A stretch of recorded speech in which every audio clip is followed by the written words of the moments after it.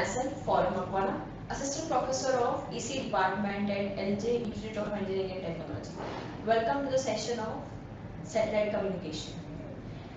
In the last session from unit number 8, we have seen how to calculate the system noise. We have seen a different satellite system parameters like EIRP, free space path loss, atmospheric absorption, ionospheric attenuation, likewise.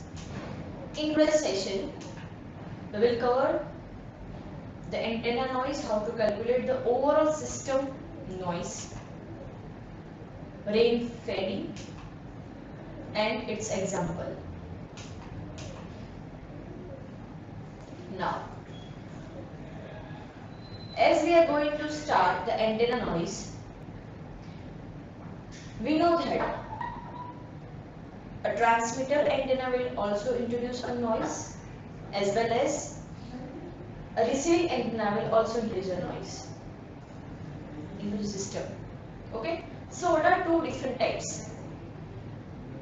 First one is the antenna itself introduces a noise, and second one is the sky noise. Okay, these two noise that we need to consider when we are going to calculate the link budget of downlink, uplink, or the combined uplink and downlink, right?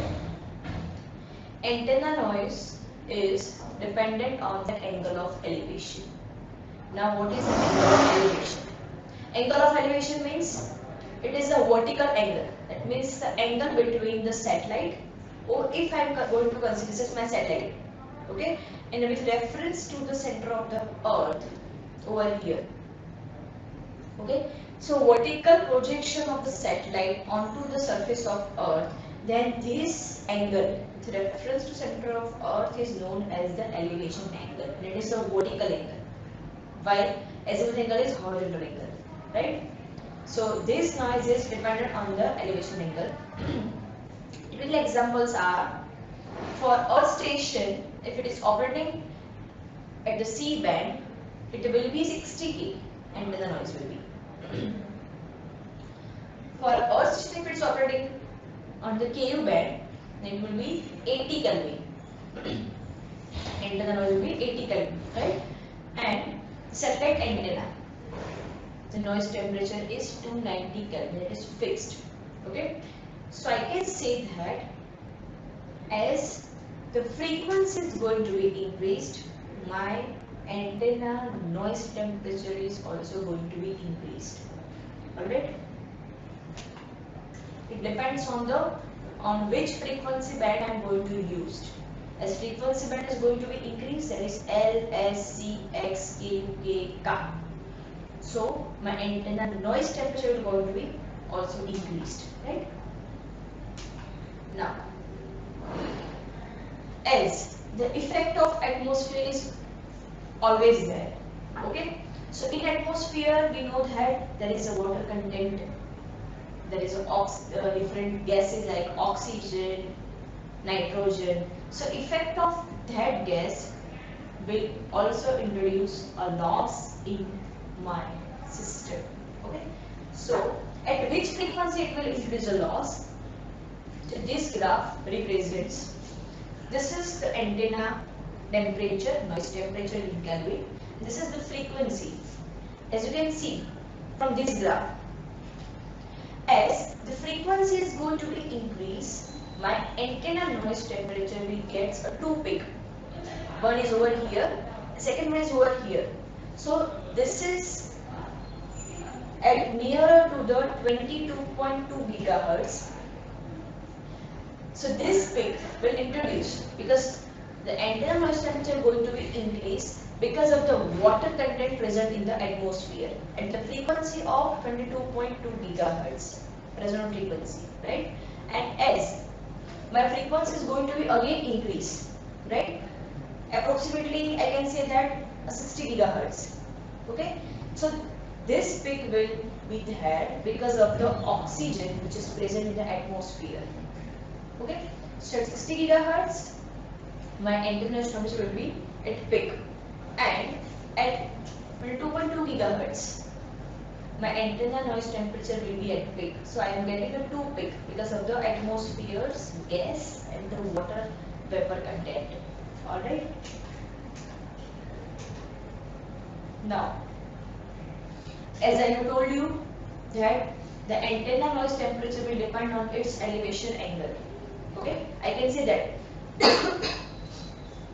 Sorry, as antenna elevation angle is going to be increased in degree, my noise temperature initially it was maximum, but as angle is going to be increased, my noise temperature is going to be decreased.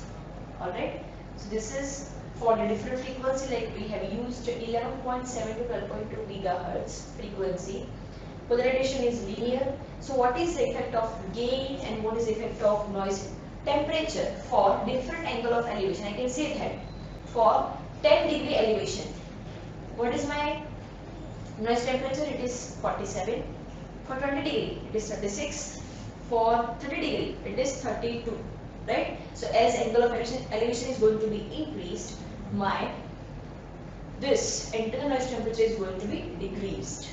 Alright? Because it is dependent on the angle of elevation as well.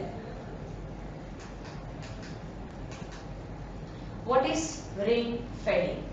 Now, as I have told you, because of the water vapor content at 22.2 gigahertz, I will get a 1 peak.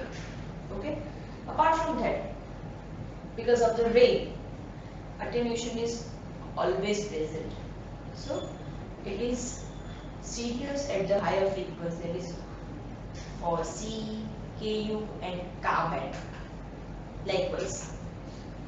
So rain informations are available in the form of curves and tables. Where? Over here. This is the rain attenuation for cities and the communities. Over here, at different location for the raindrop of 1%, 0.5% and 0.1%, what is my rain attenuation? You can see this, all the quantities are in dB. Alright? Now, as we are going to consider a rain fading, what we need to do is, we need to understand effective noise temperature of the rain. So, the temperature because of the rain, that is T rain is equals to TA in bracket 1 minus 1 upon A. Now what is A?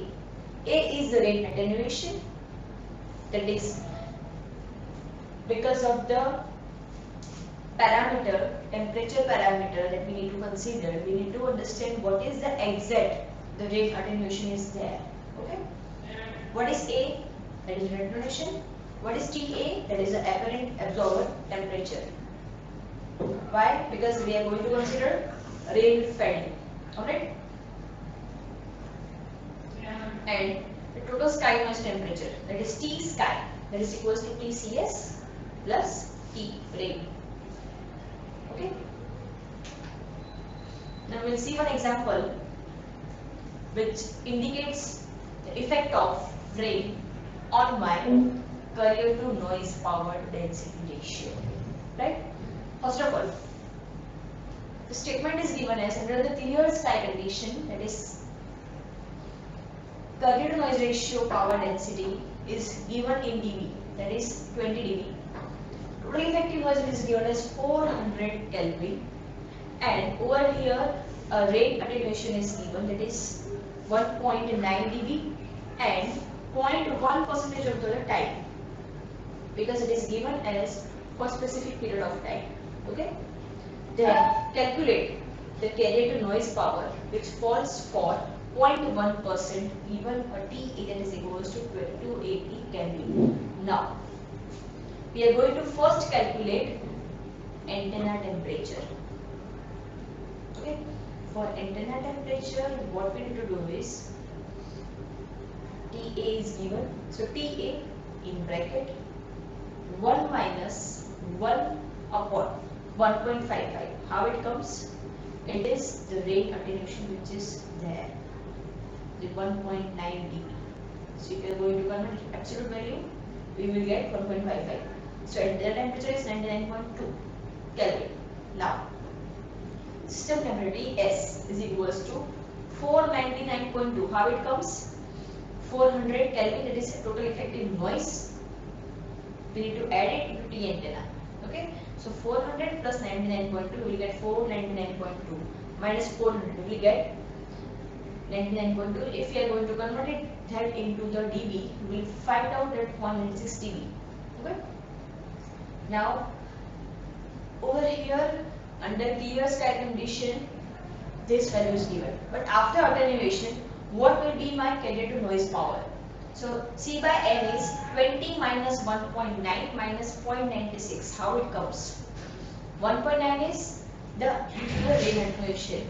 Okay, that is I need to subtract it, this quantity from the overall C by N, that is 20 dB minus 0.6, which is system temperature. Okay, so I will find out that its value is 17.14 dB. Alright. Now the other parameters are already there. That is transmit power and bit energy, that is PT and EB. Now how it going to be related? See, the energy per bit having the transmitted power at the saturation, and we need to consider the bit duration. Okay, so EB, that is energy per bit, is equals to what is my transmitted power and what is my bit duration. So EB is equals to PT into dB. So in terms of the bit rate, it is FB. FB is nothing but 1 upon dB, right? That is the inverse of bit duration, right? So EB is equals to PT upon FB. So what is EB? EB is the bit energy which is going to be related with the transmitted power, right? Now, carrier to noise power density and carrier to noise ratio. What is the difference? If I am going to represent carrier to noise power, it is C by N. If I am going to represent carrier to noise power density, then C by N0. Why? Because for N0 it is equals to K into T, C upon KT, right? So carrier to noise power density ratio, if I am going to represent in the dB, so C in square bracket minus N0, that is in decibel. Okay, both the quantities are in the decibel. Alright. Now, and second is bit energy to noise density ratio. What is it? EB upon N0. EB stands for bit energy. N0 means noise density. So if we are going to take the ratio of it, so it is a convenient method to compare a digital system using a different modulation schemes, right? So EB upon N0 is equals to C upon FB, that we have already seen, divided by, what is N0? N0 is my noise power density. Alright, this is N upon B. Alright, so CB upon NFB. So the upper quantity represents the energy bit, that is bit of bit energy, and the lower in denominator it is the noise density, right? So EB upon N0, which is equals to carrier to noise plus B upon FB. What is B? B is my bandwidth. Alright. So this is the way to calculate a bit energy to noise density ratio. Right? Now, if I am going to calculate G by T ratio, what is G by T ratio? It is gain to temperature. What is which temperature? Equivalent noise temperature. It is TE. Right? So GT is a figure of merit which is used to represent an earth station or the satellite, or I can say for the receiver, right? So how to calculate it? G by T is equals to gain of the antenna plus gain of low noise amplifier divided by TE. What is TE? It is effective temperature, right? So if I am going to represent G upon T ratio in dB, then I have to use the square bracket. Now what is unit of G by T? Unit is dB per Kelvin. How? If I am going to represent the gain in decibel, and temperature in Kelvin. So overall G by T ratio is dB per Kelvin. That is G antenna plus G LNA, which comes from over here, minus TE. Why? Because TE means the effective temperature, which is in the denominator. So if I am going to represent in the decibel, then we need to place subtraction sign over here, right? Let's take an example. For transponder G antenna is given as 12 dB. Gain of low-noise amplifier is given as 10 dB. Effective temperature TE is given as 26. So calculate G by T ratio, that is figure of merit, for these all the quantities. Now, what is given? G antenna is given, G LNA is given, TE is given. We need to simply place all the quantities. 12 plus 10 minus 26. See, all the quantities are in decibels, so we can use directly. But if it is not given, then we need to convert this all the quantities into decibel. Alright, because the answer which is given asked into decibel, right? So over here, satellite system parameters are finished. How to calculate the example based on that. What is the effect of atmosphere and ionosphere onto my signal? Okay, it is finished. So if you have any question, you can ask me on my email ID. Alright. Till then, thank you for your attention.